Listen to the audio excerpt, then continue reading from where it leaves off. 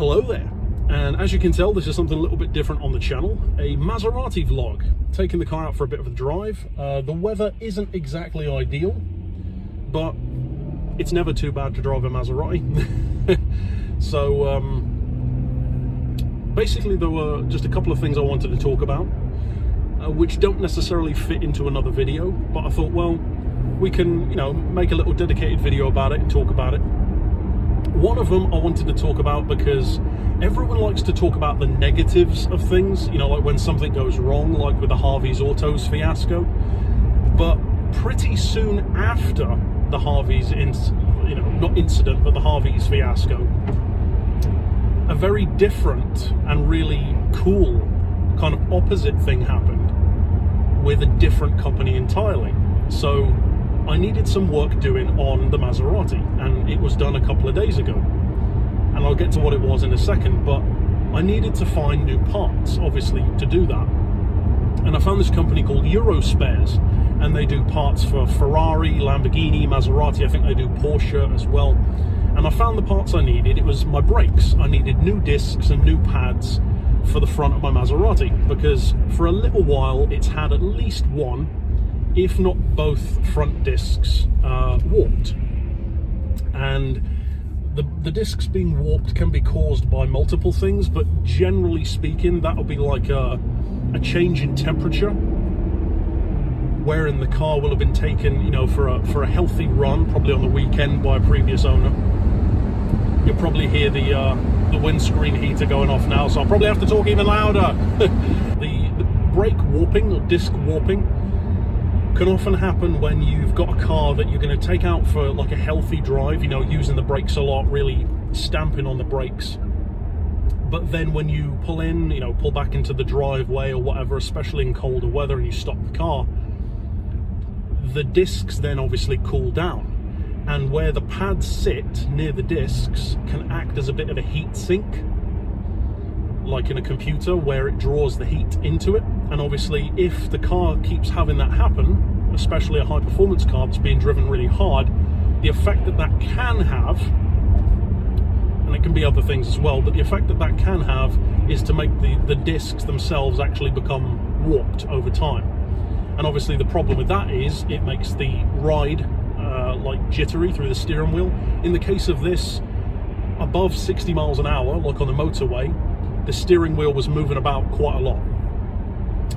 It also meant that my braking power wasn't as good as it should be, and that was a combination of just needing new pads anyway, but also obviously if the disc is going like this instead of just turning straight and true, then the pads aren't getting a proper grip on it, so the brakes weren't as powerful as they should be, and they lacked some feel as well. And then obviously the third thing is that at low speeds, because the disc is warped, it's rubbing against the pads, so it has this kind of sound at low speeds.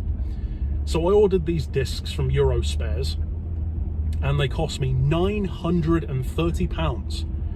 Not for fitting, not for pads, not for brake lines, that's just 2 discs for the Maserati. And I thought, well, okay, I mean, I understand, it's a Maserati, I get it, I guess, but it still seemed very steep.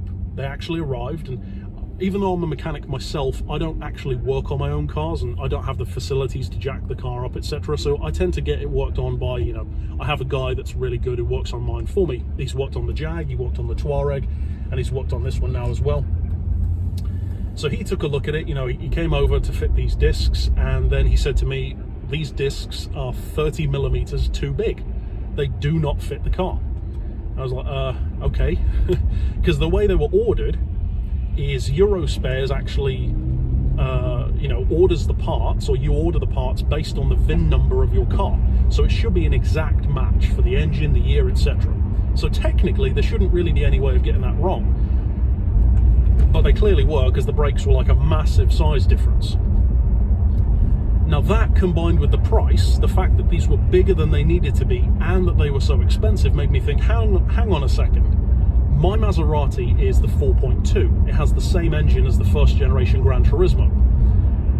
Those brakes, I thought, you know what? I bet those are GTS brakes. Because there's no way my model would have bigger brakes than a GTS. That just wouldn't make sense. Since then, we found out that's exactly what it is. For some reason, maybe Maserati or whoever had catalogued it wrong, so that the brakes that they sent were too big, and of course far too expensive at £930. So I thought, well, let's hope this isn't another Harvey's Autos situation. So I called up Euro Spares, told them the problem. No hassle whatsoever. They didn't second guess it, they didn't challenge me on it. They just said, yep, no problem, we'll get you the 330 mils, we'll refund you the difference, and if you want to, you can even go for our aftermarket option, which obviously doesn't come from Maserati, but it fits the car just fine. And then it essentially meant that instead of being £930 for a pair of discs, it was $298. So a pretty massive difference. So that's what we went with. My mechanic had already sourced the pads. He said that Maserati wanted like 200 quid for pads. He got them for a lot less. I don't know exactly how much it was. I'm expecting probably like 100 and something, but you know, it's a Maserati, so nothing's going to be cheap. So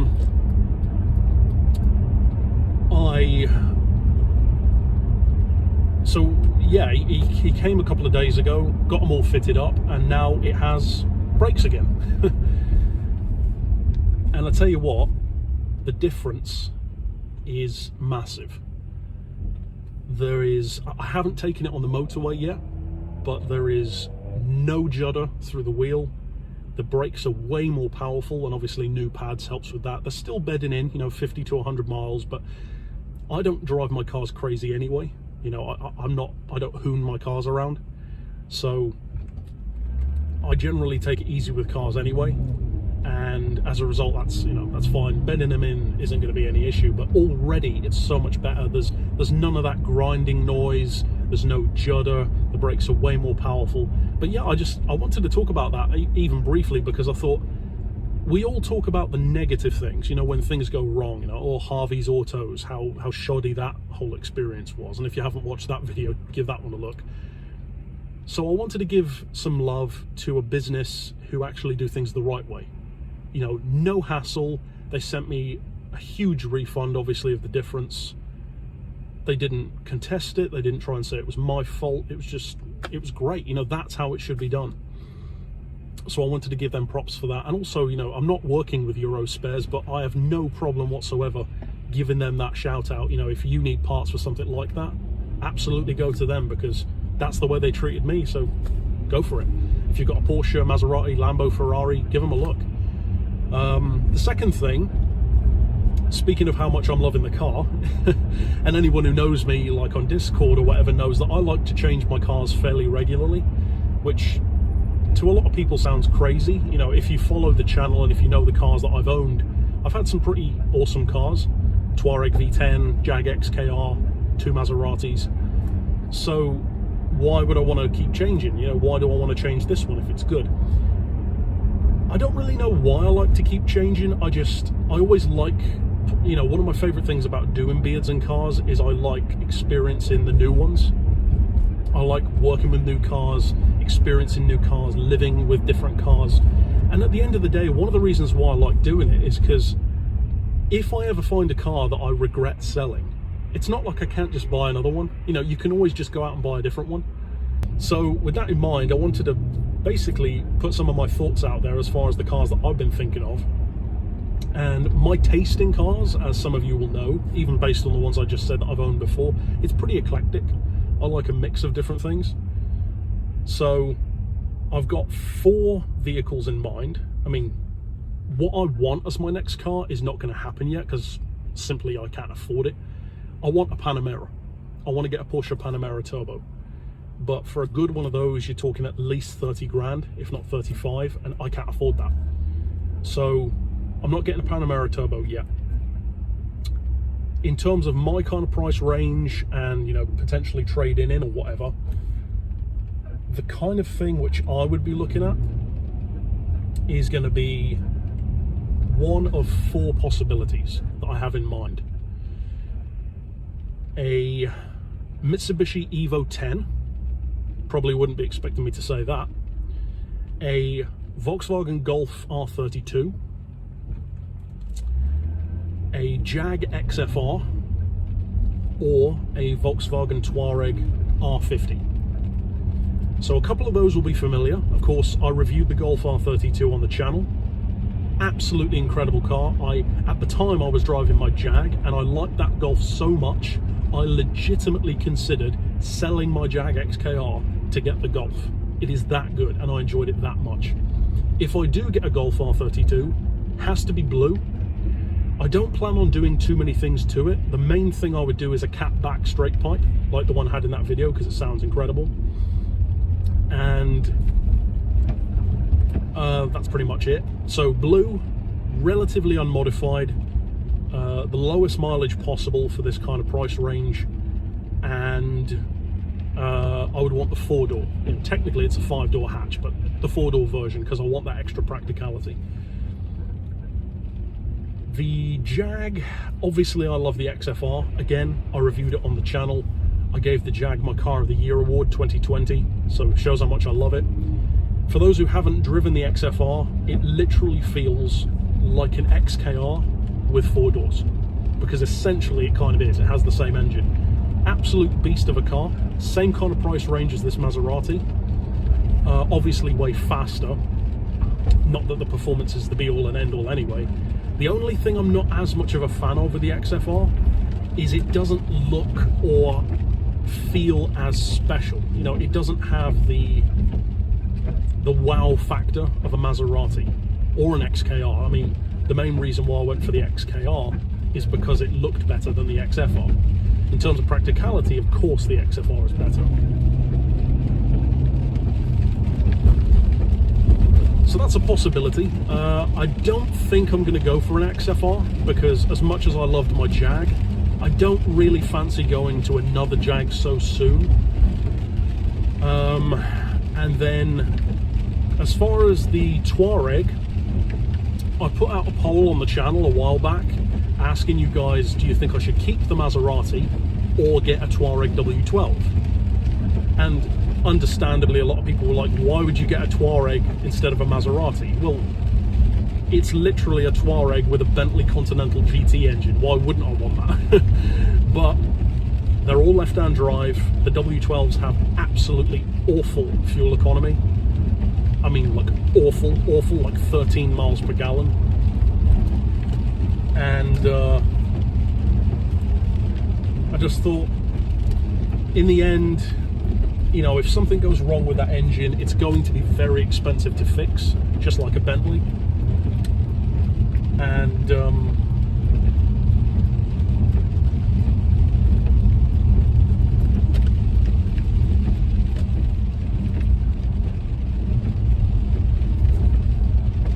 yeah, you know, the fuel economy, the left-hand drive, etc. I just thought, you know what, I'm going to give it a miss for now. And I did know that I would miss the wow factor of the Maserati.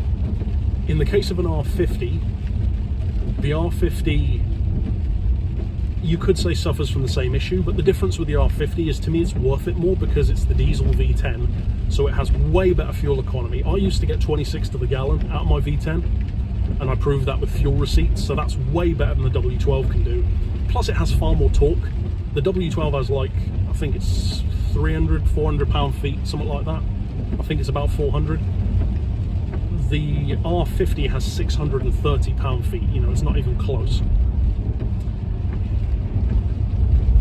And then the last one that I'm considering, the one that's really completely different, the total wild card, the Mitsubishi Evo 10.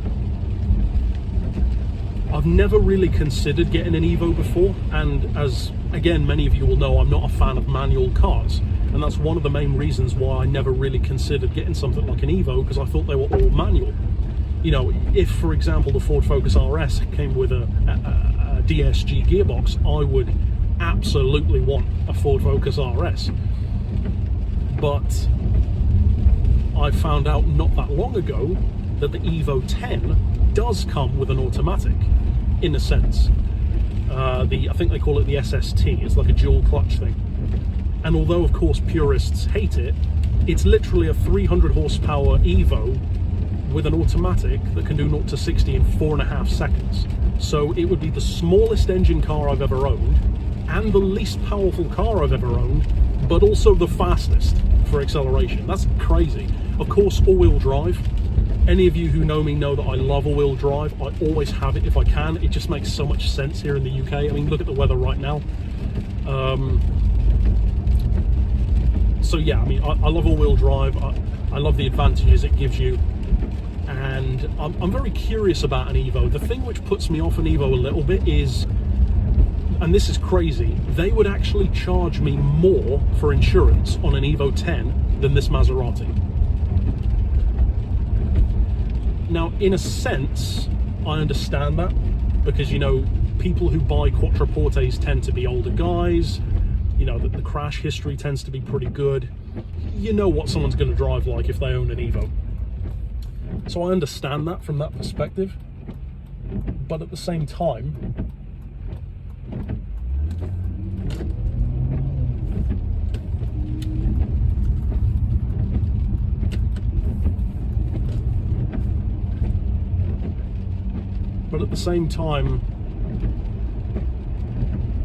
the Evo, you know, it looks cool, it's got great performance, you know, it's a legend, but the interior is very dull, very plasticky. I love interiors that have a bit of, you know, interesting design to them. That's not the end of the world, but the exhaust doesn't sound that great. You know, you have to pay for like a HKS exhaust for it to even sound remotely good, and even then, it doesn't sound anything close to as good as my Jag or this Maserati, obviously. So I don't know, I may go for something like an Evo, but I'm not entirely sold. Plus the thing is, I haven't driven one yet. An Evo seems like the kind of thing I would have driven in Beards and Cars by now, but I need to drive one first.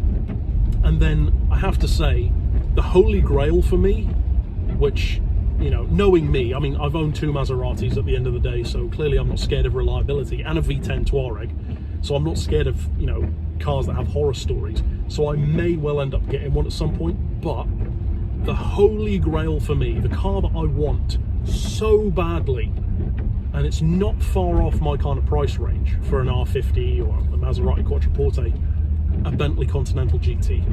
I reviewed one in Beards and Cars not that long ago. It was the speed version, but even so, I mean, that car is just, that is such a me car. Everything about that car just suits me down to a T, a Continental T. Huge power, huge torque, all-wheel drive. It's big, it's heavy, it's comfortable, tons of space. You know, it's got the wow factor, it's got the badge panache. The prices aren't too crazy. You know, affordable ones tend to be high mileage though, and the thing that puts me off is that for as great and as impressive as its engineering is, I've heard of and known of people who've had a Continental who, for example, had like a turbo hose break, and fixing it required removing the whole engine and ended up costing like £5,500 just to replace a hose. I mean, that makes a Maserati look affordable. I've heard that the rear window on a Continental, if you need a new rear window with the new heater element, £3,500 just for the window. I mean, it's just crazy money even on a used one. So yes, you could buy one, but buying one and fixing one and living with one are very different things. So, I mean, I cannot even describe how much I would love a Bentley Continental, but I just don't think it would be a good idea. I need to do more research. I'm already a member of the Continental Owners Forum. I have been for a while. So I need to try and pick their brains a bit more. But for now, I think it's probably not the best of ideas. But yeah, I would absolutely adore a Continental GT, but I need to do more research. I need to know what kind of real world prices are people paying. Do you have to take it to a specialist? I mean, people would say, oh, Touareg V10, you know, you have to take the engine out to do everything. No, you don't. I had a Touareg for almost 2 years, not a single engine problem, and it had over 100,000 miles on the clock. It was perfect. The engine was, you know, the suspension broke. It had a bit of issues with the electricals, but the engine was always fine. Maserati, you know, as I've said, my own mechanic works on it. He's not a specialist. He has plenty of experience, but he's not a Maserati specialist. He's never had any issues with it beyond ordering the parts. He worked on my Jag as well. No issues there either. So not taking it to a specialist doesn't concern me. If, for example, you know that you're going to be taking the engine out, you know, let's say, for example, the turbo hose is something which always happens. well, that's a guaranteed $5,000, and I'm not paying that. You know, if that's a guaranteed thing that's going to happen on a lot of models, then it's just going to be a no from me. If, on the other hand, it's smaller stuff, you know, consumables, maybe components like air suspension, pumps, or something like that that can be changed relatively easily, then yeah, I've got no issue with that. You know, I've had to do that on other cars anyway, so as long as the prices aren't too crazy, then I may consider a Bentley. I mean, I want one, but, you know, the Mitsubishi, you already know it's going to be far more reliable than a Maserati. And one of the reasons why I'm thinking of changing it, there are two reasons really. One is that as great as this car is, I do miss all-wheel drive. And I know that especially in the winter months, it comes in so handy. And secondly, because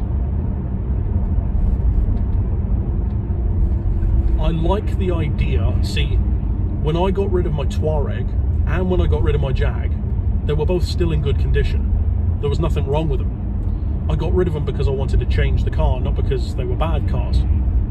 So I like the idea of moving on from this Maserati with good memories, so that I don't think back on it like the other Maserati, because the other one was a bad choice. It was a bad car, high mileage, etc. This one's good, and I'm enjoying it, and I love it. I like the idea of that being my memory, rather than waiting and keeping it until something major goes wrong and then hating it, if that makes sense. If I do end up keeping this car, which may well happen, then there are two things that I want to do to it. One of them I've already talked about, and that is I absolutely want to get the mufflers removed, like I did with the Jag, and that's going to sound absolutely incredible. The second thing is, and this is a more recent thing that I want to do, when we've got the car up to do the exhaust, I want to respray the brake calipers yellow, which might sound a bit boy racerish, but at the moment the calipers are black, so you can't really see them. And obviously the car is dark blue with silver wheels. And if you Google search like Maserati yellow brakes, one of the image results is of a dark blue Gran Turismo. Same color as mine actually, I think, Blue Oceano. And it has yellow brake calipers, and it looks fantastic. It just makes it look that much more exotic. So I love the idea of doing that. And if I do end up keeping it, those are the two things that I want to do. Paint the calipers yellow to make it look just that little bit more exotic and that little bit more special, and get the mufflers removed so that you can really hear that Ferrari howl, make it sound like a race car. So we'll see. You know, that's pretty much it for the vlog. Those are the two main things that I wanted to talk about, and I will try now to get the car on a bit of a run.